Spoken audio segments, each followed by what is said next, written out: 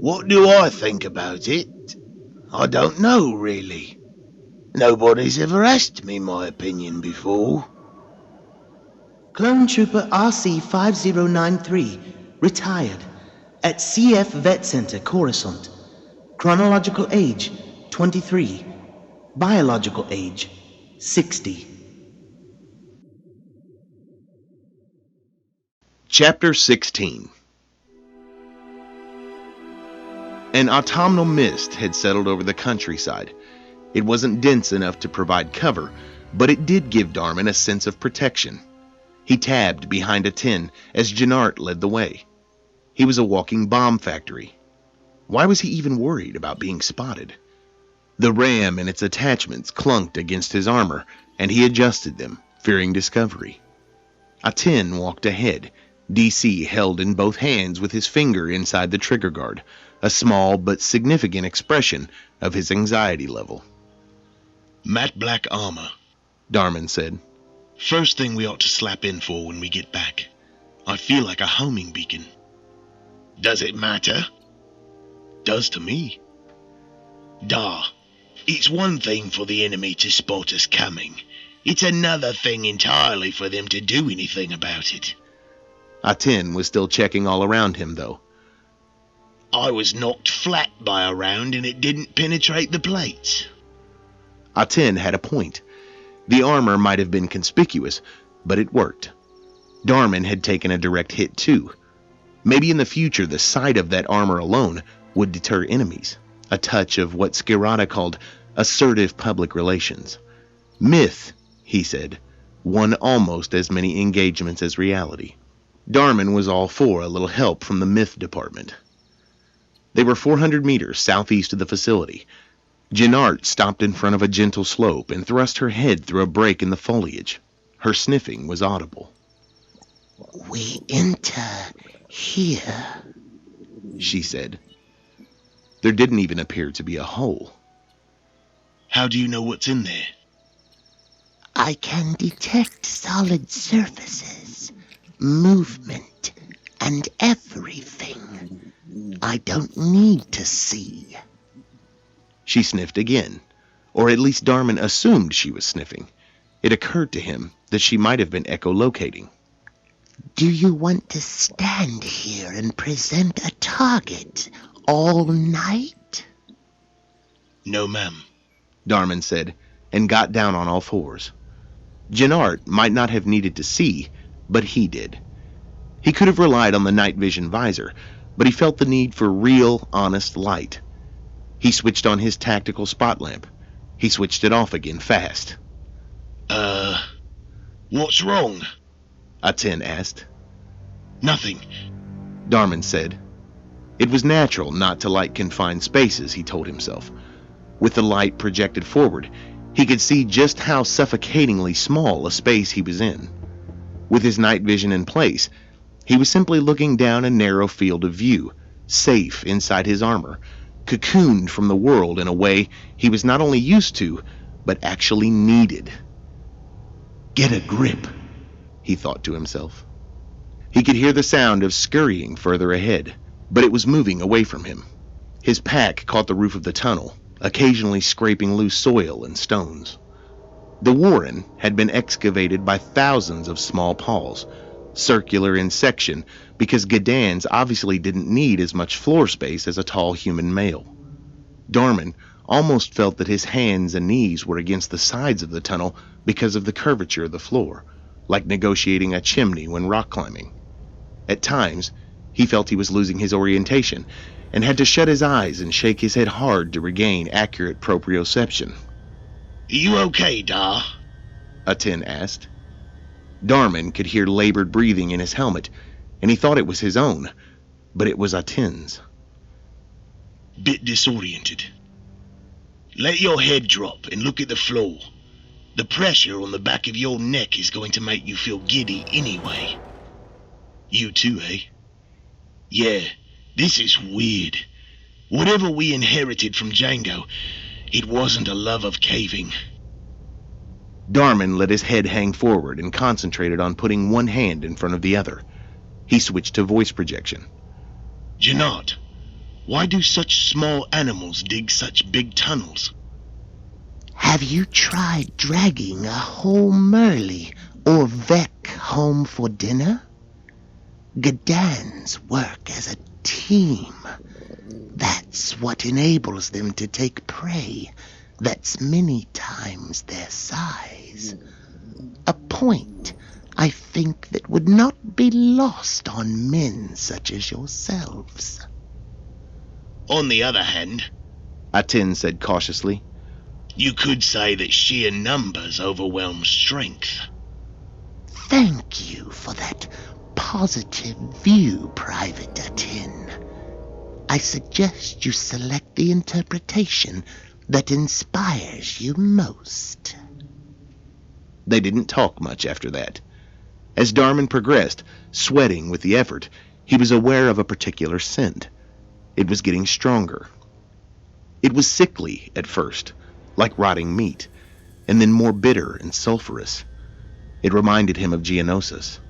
Battlefields smelled awful. The filtration mask was active against chemical and biological weapons, but it did nothing to stop smells. Shattered bodies and bowels had a distinctive and terrifying stench. He could smell it now. He fought down nausea. Fearfic, Aten said. That's turned me off my dinner for a start. We're near the facility, Jennard said. How near? Darman said. That odor is seepage from the drainage system. The pipework is local unglazed clay. Is that all we can smell? Said Darman. Oh, I imagine it's also the Gadans, or rather their recent kills. They have chambers where they amass their surplus. Yes, it's an unpleasant stench if you're not accustomed to it. She stopped unexpectedly, and Darman bumped into her backside. She felt surprisingly heavy for her size. That's good news, because it means we're near a much larger chamber. Darman almost felt relief that it was simply rotting meat, although that was bad enough. It wasn't his meat. He crawled further, encouraged by the promise of a bigger space ahead, and then his glove sank into something soft. He didn't need to ask what it was. He looked down despite himself. In the way of men exposed to memory triggers, he was immediately back in training, crawling through a ditch filled with nerf entrails, Skirata running alongside and yelling at him to keep going, because this was nothing. Nothing compared to what you'll have to do for real, son. They called it the sickener. They weren't wrong. Fatigue made nausea inevitable. He almost vomited, and that wasn't something he wanted to do in a sealed suit. He fought it, panting, eyes shut. He bit the inside of his lip as hard as he could and tasted blood. I'm okay, he said. I'm okay. Aten's breathing was ragged. He had to be feeling it too. They were physiologically identical. You can straighten up now, Jennard said. Darman flicked on his spot lamp to find himself in a chamber that wasn't just larger, it was big enough to stand up in.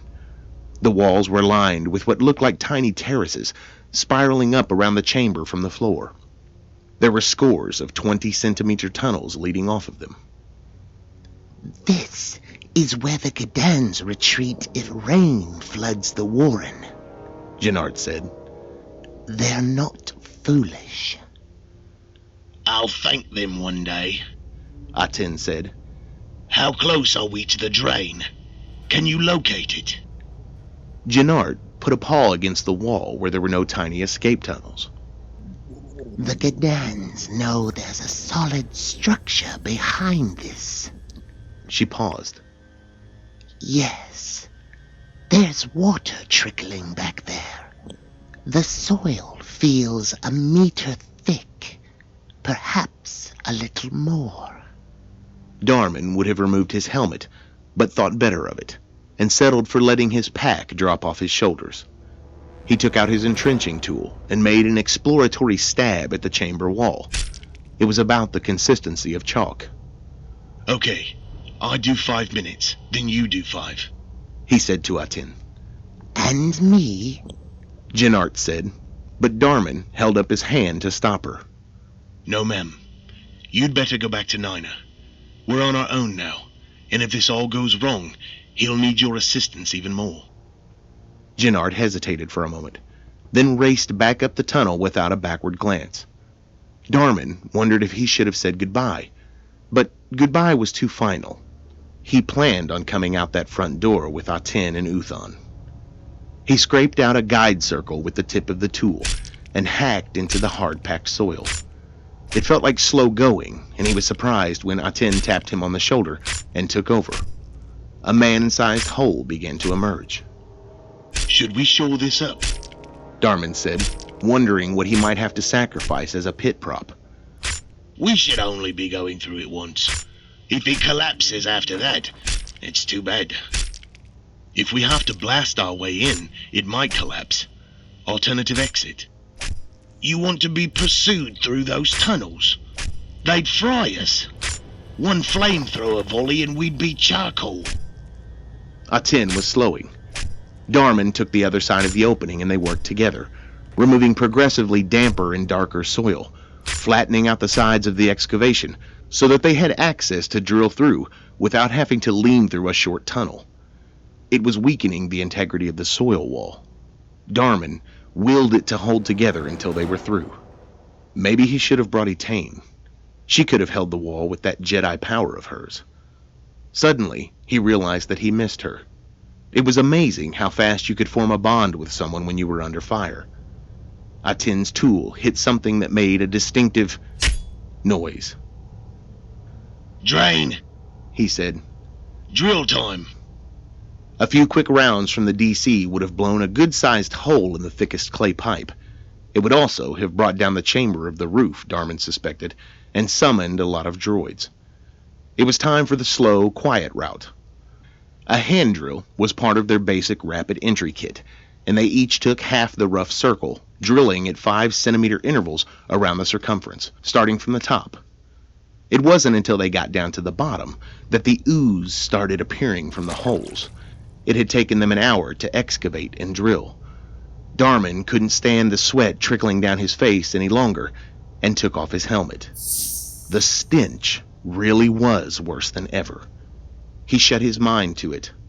Atin took a swig from his water bottle and held it out to Darman. Hydration. He said. 5% fluid loss stops you thinking straight. Yeah, I know. And above 15% kills you. Darman drank half the bottle, wiped the sweat away, and scratched his scalp vigorously. Another thing to tell Rothana's geeks when we get back.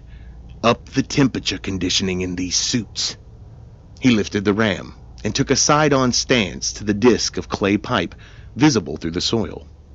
He gripped hard, fingers tight around each handle. He had to swing carefully this time, or he might collapse the pipe. Ready? Ready. 1, 2, 3. Darman grunted.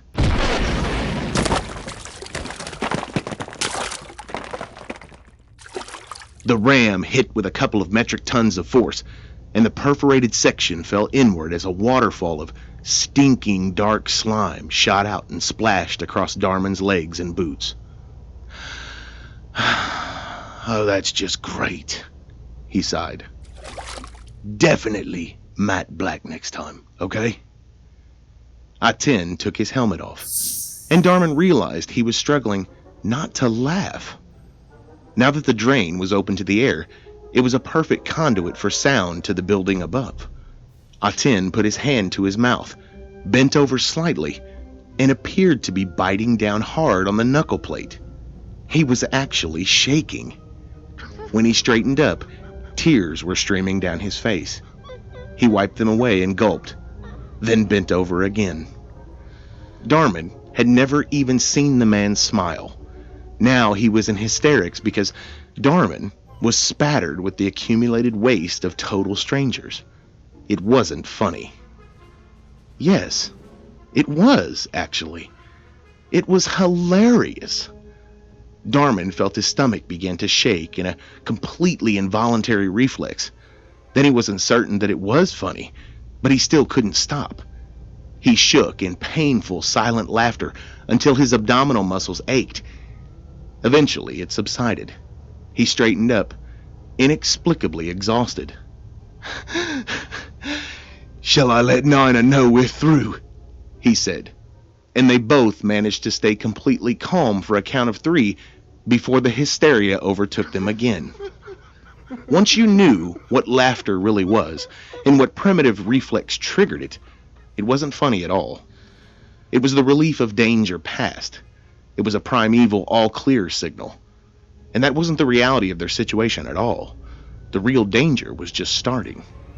Darman, suddenly his usual self again, replaced his helmet and opened the comlink. "Sarge, Darman here," he said quietly. "We're into the drain. Ready when you are."